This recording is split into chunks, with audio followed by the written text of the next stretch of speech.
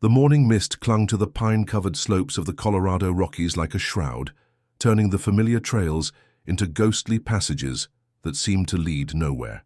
Samuel Dutch Brennan pulled his wool coat tighter against the October chill as he guided his pack mule down the narrow mountain path. His weathered hands, scarred from years of axe work and soaring, gripped the lead rope with practiced ease. At 52, Dutch had spent the better part of 2 decades living alone in these mountains, cutting timber for the mining camps that dotted the valleys below. His cabin sat in a remote clearing, 3 miles from the nearest neighbor, which was exactly how he preferred it. The solitude had become his sanctuary after everything that happened with Margaret. The memory of her still came to him in quiet moments like these. Margaret Sinclair, with her auburn hair that caught sunlight like copper wire, and those green eyes that could calm his restless spirit with just a glance. They were to be married on a crisp September morning in 1869, 15 years ago now. She had been staying with the preacher's family in town preparing for their wedding day when she simply vanished. No trace, no goodbye, no explanation. Just gone, like smoke in the wind. Dutch shook his head, forcing the memories back into the locked corner of his mind where they belonged. The past was dead weight, and a man couldn't haul timber with dead weight on his shoulders. A sound made him stop. It was faint, barely audible over the whisper of wind through the pines. A low moan, almost animal-like. His mule's ears twitched, confirming he hadn't imagined it. Dutch tied the lead rope to a sturdy oak and moved toward the sound, his boots crunching softly on the carpet of fallen leaves. There, in a small depression between 2 massive pine trees, lay a figure so still that Dutch almost mistook it for a pile of discarded rags. But as he moved closer, his breath caught in his throat. It was a child, a boy, perhaps 12 or 13 years old, with the dark hair and bronze skin of the Apache.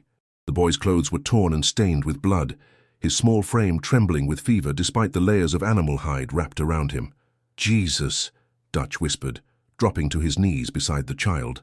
The boy's breathing was shallow, labored, and his lips had taken on a dangerous blue tinge. Dutch had seen enough injured men in his time to know death when it was approaching. Gently, he placed a hand on the boy's forehead. The skin burned with fever, hot enough to brand cattle. The child's eyes fluttered open, dark brown, filled with pain and something else Dutch couldn't quite identify. Fear, maybe, or resignation. "Easy there, son," Dutch said softly, his voice rusty from days of silence. "You're going to be all right." The boy tried to speak, his lips moving soundlessly. His small hands were pressed against his chest, clutching something with desperate strength. Dutch could see the edge of what looked like a chain peeking out between the child's fingers. "What you got there, boy?" Dutch asked gently, not trying to pry the object loose. Trust had to be earned, especially with a frightened child. The boy's eyes fixed on Dutch's face, studying him with an intensity that seemed far too old for his years. Slowly, painfully, he opened his hands. Dutch's world tilted on its axis. There, nestled in the child's small palms, was a gold locket on a delicate chain. But not just any locket. Dutch would have recognized it anywhere. The intricate rose pattern etched into the surface, the tiny dent near the clasp where he'd dropped it while proposing to Margaret, the inscription he'd had engraved on the back, "To my dearest Margaret, with all my love, Samuel." His hands began to shake. The locket had belonged to his grandmother before he'd given it to Margaret as an engagement gift. She'd been wearing it the morning she disappeared, along with her best Sunday dress and the small carpet bag that had contained all her worldly possessions. "Where?" Dutch's voice came out as a croak. He cleared his throat and tried again. "Where did you get this, son?" The boy's lips moved again, and this time Dutch caught a whisper of sound. "Mama." The word hit Dutch like a physical blow. He stared at the child's face, really looking now, seeing past the fever and the pain. The boy's features were a blend. Apache, certainly, but there was something else there. The shape of his eyes, the line of his jaw, something familiar that made Dutch's chest tighten with a possibility he didn't dare name. "Your mama," Dutch said carefully. "What was her name?" But the boy's eyes had closed again, his breathing becoming even more labored. Dutch realized he was losing precious time. Whatever answers the locket might provide would have to wait. Right now, this child needed medical attention, and the nearest doctor was 20 miles away in Creek's Bend. Dutch scooped the boy into his arms, surprised by how light he was. Nothing but skin and bones wrapped in hide and fever. The child barely stirred as Dutch carried him to where the mule waited patiently. "Change of plans, Bessie?" he told the mule as he settled the boy across the saddle. "Timber can wait. We got more important cargo today." The journey back to his cabin seemed to take forever. The boy drifted in and out of consciousness, sometimes muttering words in Apache that Dutch couldn't understand, other times calling out "Mama" in English with such heartbreak that it made Dutch's throat constrict. By the time they reached the one-room cabin Dutch called home, the afternoon sun was beginning to dip behind the western peaks. He carried the boy inside and laid him on his own bed, the only bed in the place. The cabin was sparse but clean, furnished with only the essentials: a bed, a table, 2 chairs, a cast-iron stove, and shelves lined with canned goods and basic supplies. Dutch built up the fire until the cabin was warm as a greenhouse, then set water to boiling. He'd learned basic field medicine during his time in the Colorado Territory militia, knowledge that had served him well in these isolated mountains. As he worked, cleaning the boy's wounds, forcing water between his cracked lips, covering him with every blanket he owned, Dutch's eyes kept returning to the locket that now lay on the table beside the bed. The boy had finally relaxed his grip on it when the fever spiked, allowing Dutch to slip it free. He'd examined it thoroughly while the boy slept. It was definitely the same locket, down to the tiny scratch near the hinge where Margaret's cat had clawed it one afternoon. Inside was the photograph he'd placed there himself, a daguerreotype of Margaret, taken at the photography studio in Denver, her serious expression softened by the hint of a smile she'd been trying to suppress. But how had an Apache child come to possess it?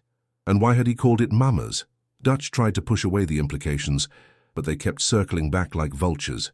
If this boy was Margaret's child, then she'd been alive long enough after her disappearance to have a son. But with whom? And where had she been all these years?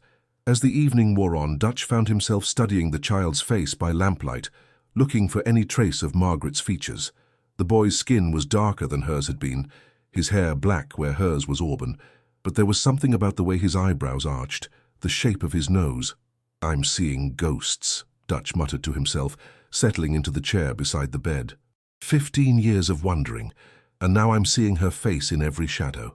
But as the night deepened and the boy's fever finally began to break, Dutch couldn't shake the feeling that his carefully ordered world was about to be turned upside down.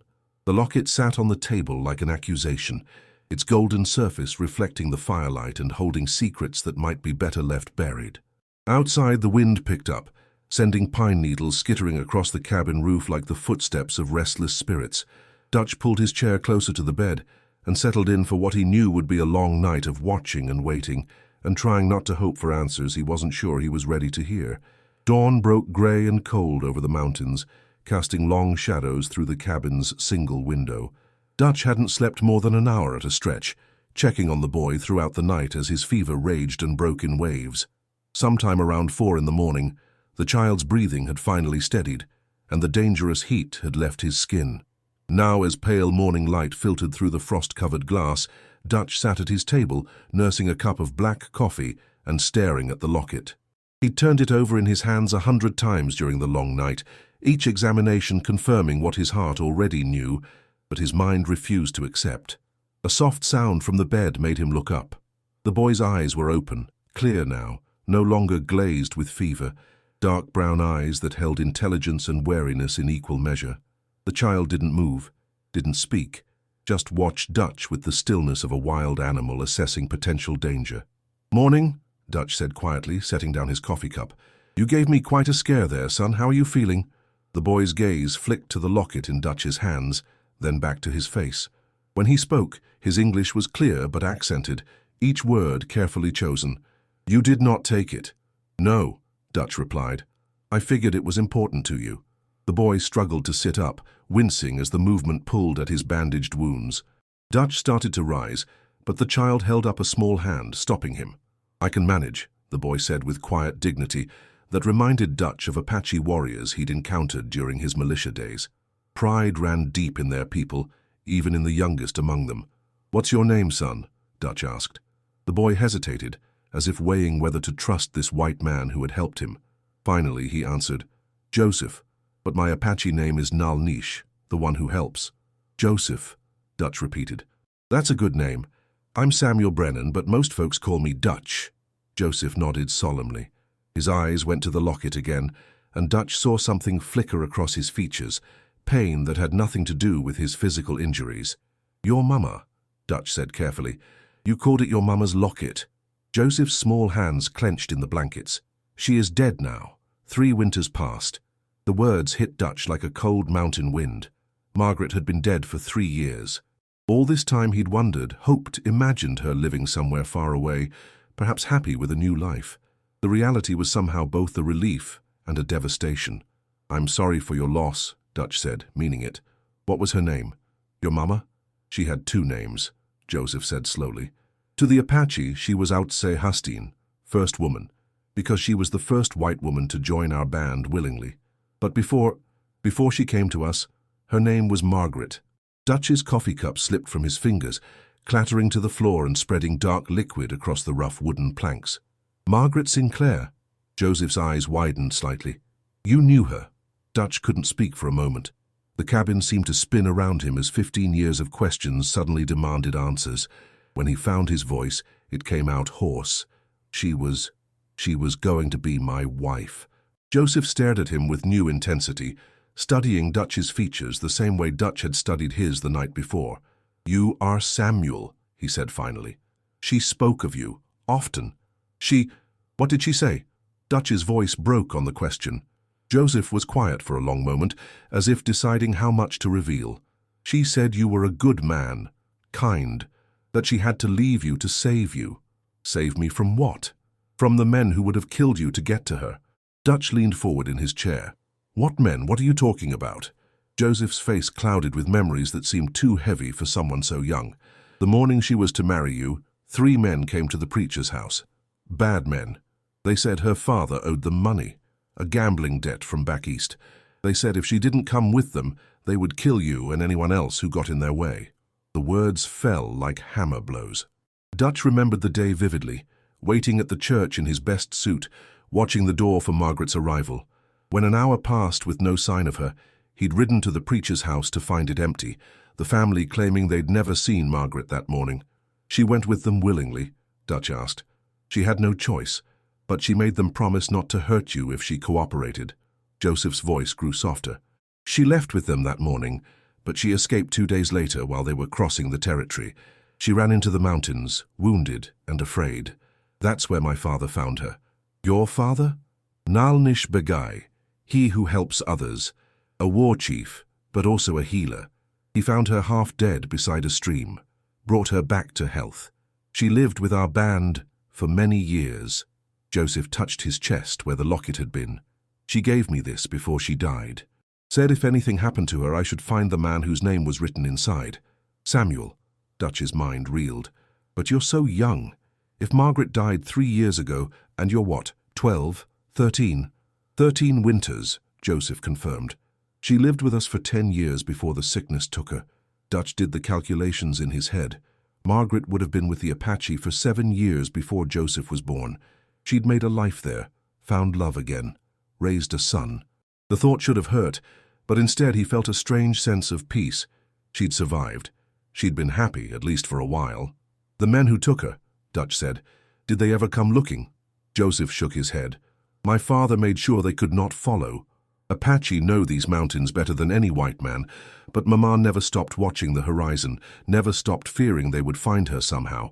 Dutch rose from his chair and walked to the window, staring out at the pine-covered slopes where he'd found this boy, Margaret's son. The irony wasn't lost on him. After 15 years of searching these same mountains for timber, he'd finally found a piece of her. "Why didn't she come back after your father died?" Dutch asked. "She could have sent word." "She was Apache by then," Joseph said simply, "in her heart, in her spirit, and she feared bringing danger to you. The men who took her, they had long memories and longer reach. She thought it safer for everyone if Margaret Sinclair stayed dead." Dutch turned back to face the boy. "But you came looking for me." Joseph's composure cracked for the first time, revealing the frightened child beneath the stoic exterior. "Our band is scattered. The soldiers came last month, forced us onto the reservation. But I am half white.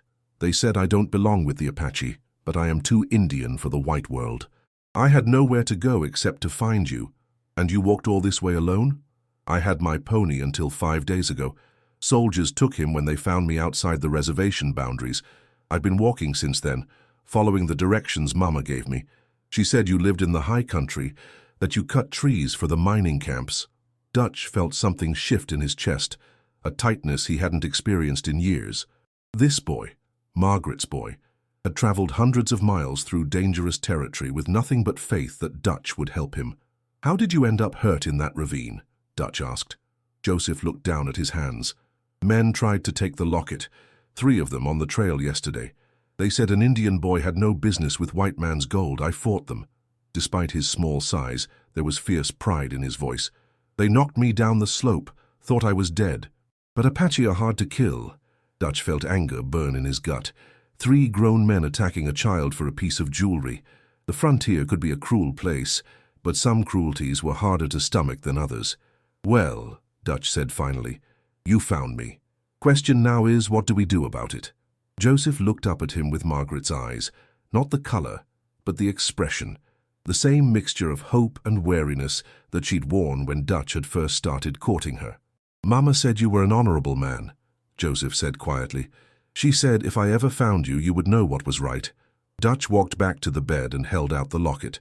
Joseph took it, but didn't immediately put it around his neck. Instead, he opened it carefully, revealing the photograph of Margaret inside. "She was beautiful," Joseph said, touching the image gently. "Even when the sickness took her, she was beautiful." Dutch sat on the edge of the bed, studying the photograph he'd looked at 1,000 times. But now it felt different. Now it was a bridge between his lost love and this unexpected gift she'd left behind. "She was that," Dutch agreed, "and if you're half as stubborn and brave as she was, I reckon you'll do just fine in this world." Joseph looked up at him with something like hope dawning in his dark eyes. "Does that mean—" "It means you're staying," Dutch said firmly.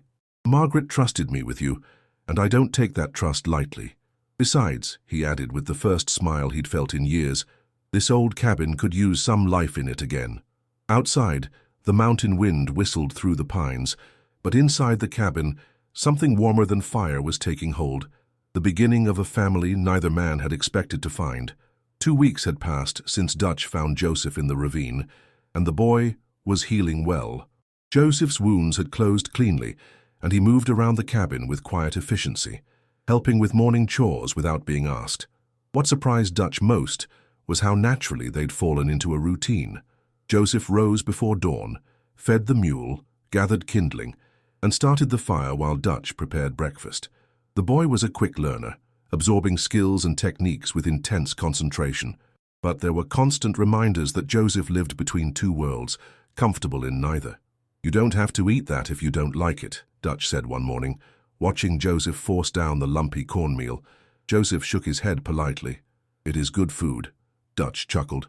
"Son, I've been eating this slop for 15 years. Doesn't mean I have to pretend it tastes good." For the first time, Joseph smiled slightly. "Among my people, we had piñon nuts, berries. The women made bread from acorn flour that was sweet like honey. Next time I go to town for supplies, maybe we can find something better," Dutch said. The mention of town brought a shadow to Joseph's face. They both knew the outside world would be the real test. That afternoon, the sound of approaching horses broke the mountain stillness. Dutch straightened from his wood splitting. "Joseph," he said quietly, "get inside." 3 riders emerged from the tree line, the Carlyle brothers from the Valley Ranch. Decent men, but with strong opinions about Indians. "Dutch!" Jim Carlyle called out. "Haven't seen you in weeks. How have you been?" "Can't complain," Dutch replied. "What brings you boys up this way?" "Tracking cattle thieves," Pete said, dismounting. "Lost 6 head last week." Young Davy leaned forward in his saddle. "We heard there's been Indian trouble. Apache kid escaped from the reservation, been attacking travelers." Dutch felt his jaw tighten. "What kind of trouble?" "Stealing mostly," Jim said, "though some say he's dangerous, half wild. Attacked 3 men for no reason." Dutch thought of Joseph's account. 3 grown men attacking a 13-year-old boy for a locket. Stories had a way of changing. "If I see any Apache kids, I'll let you know," Dutch said dryly. The brothers lingered, sharing town gossip. All the while, Dutch was aware of Joseph inside, listening to every word. "You be careful, Dutch," Jim warned as they prepared to leave. "That Apache boy, don't try to handle it yourself. Send word to the sheriff." Dutch nodded non-committally. After the hoofbeats faded, Dutch found Joseph sitting at the table, staring out the window with resignation, far too old for his young face. "You heard all that," Dutch said. Joseph nodded. "They think I am a killer, a thief." "They think what they've been told to think," Dutch corrected. "Most folks have never known an Apache as a person." "But you fought Apache in the militia," Joseph said. "Why do you not see me as an enemy?" Dutch sat across from the boy. "I fought Apache warriors, good men defending their homeland. I respected them even as I fought them. Your mama taught me that love doesn't see color or race, and you're Margaret's son. That makes you family." Joseph was quiet for a long moment. "What if they find out about me? What if they try to take me away?" "Then we'll deal with that when it happens," Dutch said firmly. "In the meantime, we've got work to do. Winter's coming." Over the following days, they prepared together. Joseph showed Dutch Apache techniques for hunting and preserving food. Dutch taught Joseph to read better and explained white man's business. One evening, as they worked by lamplight, Joseph asked the question Dutch had been dreading. "Samuel, if the law says I must go to the reservation, will you let them take me?" Dutch set down his carving and looked directly into Joseph's eyes. "Son, 15 years ago, I let fear keep me from fighting for what mattered most. I lost Margaret because I didn't push hard enough for answers. I won't make that mistake again. You're not going anywhere unless you choose to go." The relief that flooded Joseph's face was almost painful to witness. "Thank you," Joseph whispered. "Don't thank me yet," Dutch said with a rueful smile. "Come spring, we'll need to go to town. That's when we'll find out if this arrangement can really work." Joseph straightened his shoulders. "I'm not afraid of white people's stares." "I know you're not," Dutch said. "You're Margaret's son. Brave runs in your blood." Outside, the first snow began to fall, coating the pine boughs with white. Inside the warm cabin, two unlikely souls continued building something neither had expected, a family forged not by blood, but by love and loss. Spring came early to the Colorado mountains, melting the snow with warm winds that carried the promise of new beginnings. Dutch and Joseph had weathered the winter well, their cabin becoming a true home through months of shared meals and quiet companionship. But now, with supplies running low, the time had come for the test Dutch had been dreading, their first trip to Creek's Bend together. "Remember what we discussed," Dutch said as they loaded the mule. "You're my nephew, visiting from back east. Your mother was my sister, passed away last winter." Joseph nodded, adjusting the new clothes Dutch had sewn during winter evenings. The boy looked different now, healthier, taller, with quiet confidence. But his Apache features were unmistakable. "What if someone recognizes me?" Joseph asked. Dutch checked their load. "Then we deal with it, together." The journey down the mountain took most of the morning. As they approached Creek's Bend, Dutch felt his chest tighten. The town was still a collection of wooden buildings clustered around the main street, dependent on mines and ranches. They'd barely hitched the mule outside Morrison's general store when Dutch heard his name called. "Dutch Brennan, well, I'll be damned." Sheriff Tom Bradley approached with careful swagger. He was a fair man, but practical. His job was keeping the peace. "Sheriff," Dutch said evenly. Bradley's eyes shifted to Joseph. "And who might this young fellow be?" "My nephew," Dutch said without hesitation. "Joseph Brennan. Come to stay with me after his mother passed." "Sorry for your loss, son," Bradley said cautiously. "Where you folks from originally?" Joseph met the sheriff's gaze steadily. "Pennsylvania, sir. Long way to come for a young man." "Uncle Samuel is all the family I have left," Joseph said simply.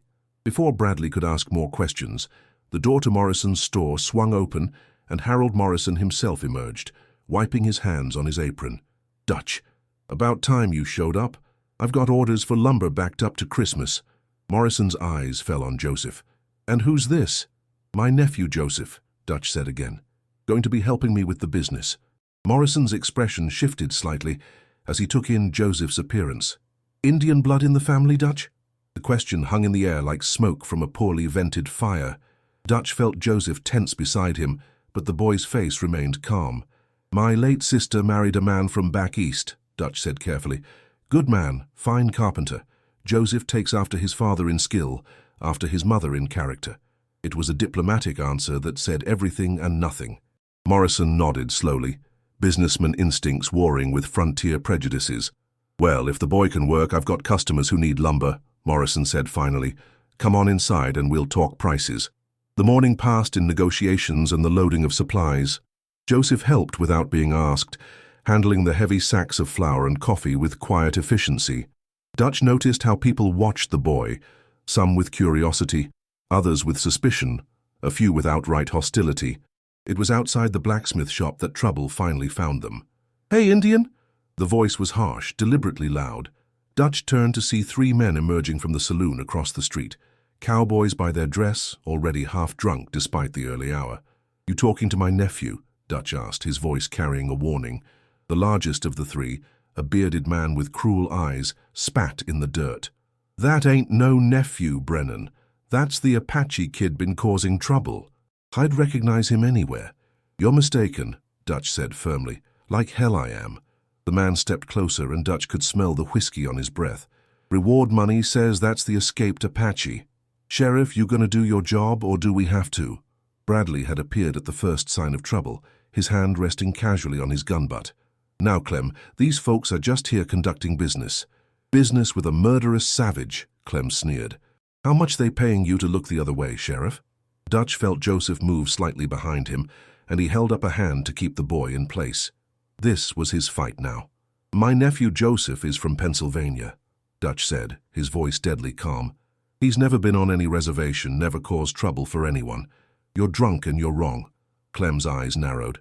"Prove it." "I don't have to prove anything to you," Dutch replied. "But if you want to make this official, we can wire the authorities in Pittsburgh. I'm sure they'll be happy to confirm Joseph's identity." It was a bluff, but a convincing one. Clem's certainty wavered slightly as he processed the implications. If he was wrong, he'd be facing charges for harassing an innocent boy. "This ain't over," Clem growled, but he stepped back. "Yes, it is," Sheriff Bradley said firmly. "You boys head on home. Sleep off that whiskey before you say something you'll regret." The three men retreated, but Dutch could feel their hostile stares burning into his back as he and Joseph finished loading their supplies. "That was close," Bradley said quietly, once they were out of earshot. "You might want to consider keeping the boy up on the mountain, Dutch. Some folks around here have long memories and short tempers." Dutch met the sheriff's eyes. "Joseph is my family, Tom. Family doesn't hide." Bradley nodded slowly. "Just be careful, both of you." As they prepared to leave town, Dutch noticed Joseph's hands shaking slightly as he secured the last of their supplies. The boy had maintained his composure throughout the confrontation, but the strain was showing now. "You did good today," Dutch said as they started up the mountain trail. "Better than I expected." "They wanted to hurt me," Joseph said quietly. "Some of them, yes. But others, Morrison, even the sheriff, they're willing to give you a chance. That's more than we had this morning." Joseph was quiet for a long moment. When he spoke, his voice was thoughtful. "Mama used to say that fear makes people small, that the only way to fight smallness is to be bigger than the fear." Dutch smiled. "Margaret always was smarter than the rest of us." As they climbed higher into the mountains, leaving the tension of town behind, Dutch felt something settle in his chest. They'd faced the test and survived it. There would be other challenges, but they'd proven they could stand together.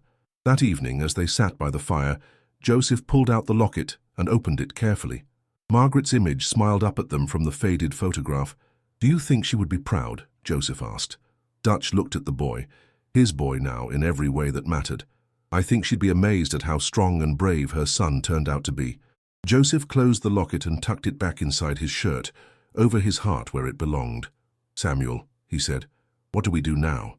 Dutch looked around their cabin, at the extra bed he'd built, at the books they'd studied together, at their shared tools. It wasn't much by some standards, but it was theirs. "Now we live," Dutch said simply. "We work, we grow, we take care of each other. We face whatever comes next together." Outside, the mountain wind whispered through the pines, carrying the promise of spring and new beginnings. Joseph smiled, the first truly carefree smile Dutch had ever seen on the boy's face. They were family now, forged not by blood, but by choice, as strong as the mountains that surrounded them, and as enduring as the love that had brought them together.